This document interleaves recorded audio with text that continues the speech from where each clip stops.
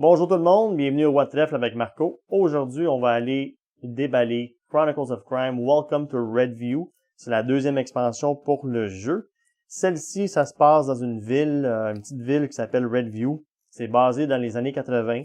Vous êtes un groupe d'amis, de jeunes qui voient qu'il y a quelque chose de bizarre qui se passe, puis vous essayez de résoudre les mystères ensemble. Donc, ça fait un peu penser thématique Stranger Things.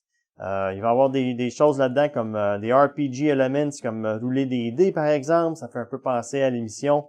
Fait que c'est quand même cool. Moi, je trouve que c'est intéressant. Fait qu'on va aller voir le contenu ensemble. On va regarder le côté artistique, qu'est-ce que ça a l'air, c'est quoi qui vient dans le jeu. Fait que on ouvre la boîte tout de suite. Bon ben, le rulebook comme d'habitude. Fait que Welcome to Redview Rulebook. C'est la même chose qui est écrit derrière la boîte.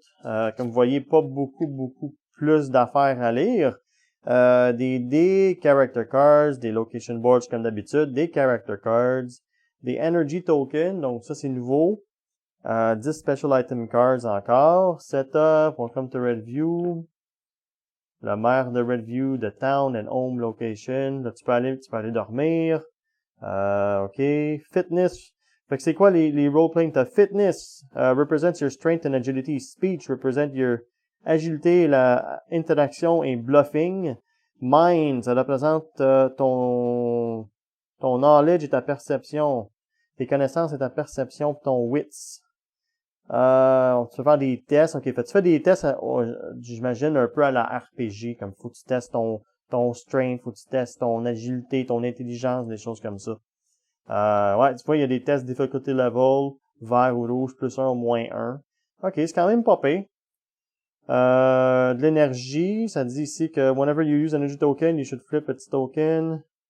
Chaque new day, player flip the token or the group force the energy token. Fait faut que tu bouffes des barres de chocolat ou peu importe pour rester, pour avoir de l'énergie, sinon t'as des affaires négatives qui vont arriver.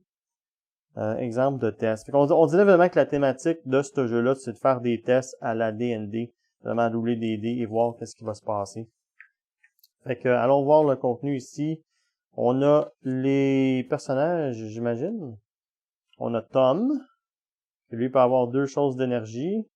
Ses skills, vous voyez les skills ici, bon, qu'on vient d'en regarder. Donc, la puissance, le parler, puis l'intelligence, dans le fond. Keep out, fait que lui, il est dans une espèce de maison dans un arbre. Un genre de treehouse. On a Jeff ici. Lui peut avoir plus de bouffe, on dirait, mais il est moins fort. Il est 1-1-1. OK, le treehouse, ça doit être comme c'est comme la cachette de la gang, j'imagine. Sarah, 2-2-1-2. On a Victoria. On a Richie. Il est vraiment pas fort, c'est un petit kid. Puis on a Alex, c'est le plus fort de la gang, c'est comme le bad boy. Alors là, je sais pas, dans ce jeu-là, peut-être c'est chaque personne qui joue doit choisir un personnage. J'imagine que oui. Ça pourrait être le fun. C'est une thématique pas mal différente si c'est le cas. Les locations, ben qu'est-ce qu'on a? Il n'y a pas de nom, là. Je sais que dans le jeu de base, il y a des noms, mais on va regarder le design quand même. Fait qu'on a une espèce de forêt. On a une espèce de ferme. Redview, non, c'est pas une ferme, c'est une clinique. Redview Clinic. On a le mini-mart, genre de dépanneur, où on peut mettre de l'essence. On a le office du shérif. Ça, c'est juste une rue, j'imagine. Où il y a des maisons, des résidences. Silver Oak. C'est une espèce de take-out, une espèce de McDonald's. Centre-ville, le Water Tower de Redview. La cabane de la gang. Ça semble être l'école, évidemment. Redview Public School avec l'autobus scolaire. On a le motel et restaurant. Un autre forêt. Le clocher, l'église. Oh, site de construction. Ça, on va trouver des affaires là enterrées, je suis certain. Double B, genre la salle de billard. Ça, j'imagine, c'est à l'intérieur ou une espèce de pool room où on peut jouer des... Matt's Cave, c'est où on peut jouer des jeux vidéo, genre d'arcade. Et puis on en revient à la forêt. Ben, c'est pas une forêt, c'est plus un lac, là. Et voilà. Ça, c'est des locations. Elles sont quand même belles.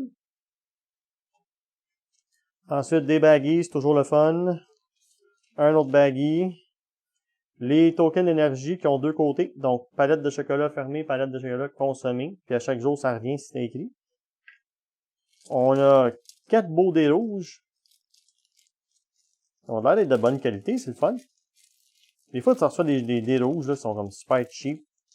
Ceux-là sont, oh, sont même, tu vois toutes les petites bulles d'air à l'intérieur, là. Je sais pas, vous les voyez peut-être pas à la caméra, là, mais c'est quand même cool.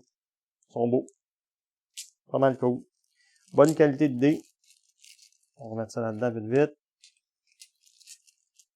OK. Ensuite, on a des objets ici qu'on peut aller trouver. Je vous les montre pas au cas où vous voulez jouer parce que ça, c'est souvent des items qu'on sait pas qu'on va trouver. Mais pendant le jeu, il y a des choses qui vont se passer. Ça va vous dire, mettons, aller chercher l'item 15 ou 35 dans ce cas-ci. Vous allez chercher la carte, puis c'est un item spécial. Je voulais pas les gâcher pour vous. Puis les personnages, ben ça, on va juste les regarder pour le côté artistique. Je pense pas que ça va gâcher rien parce que on sait pas c'est qui. Puis ça... Voyons. Désolé, j'ai pas mon fameux Exacto avec moi. Bon, et voilà. Fait qu'on va aller voir juste qu'est-ce qu'ils ont de l'air côté artistique. Genre de clerk, manager. Qualité des cartes, aussi bonne que le jeu de base. Ça, même si l'utilisez souvent à pas de sleeve, là, ça va toffer. Carton très épais. On dirait le gars de Jane Silent Bob.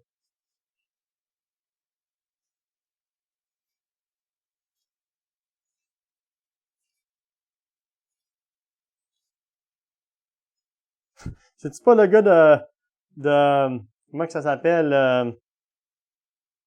Game of Thrones?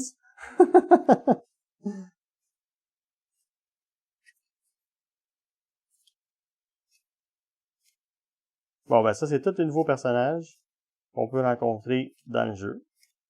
Évidemment, on les scanne, puis ça nous donne des cas. Lui va sûrement nous rapporter de quoi, ou il va peut-être trouver un os ou quelque chose de bizarre, là. J'ai vraiment hâte de jouer pour voir qu'est-ce qui se passe avec ça. Puis comme d'habitude, je pense pas qu'il y a rien en dessous, là. Et voilà, c'est juste un insert. Fait que c'est le contenu du jeu. Donc voilà, contenu de Chronicles of Crime. J'espère que ça vous aide à faire un choix si vous le voulez ou pas. Merci d'avoir regardé la vidéo. On se reparle bientôt et à la prochaine. Ciao, ciao.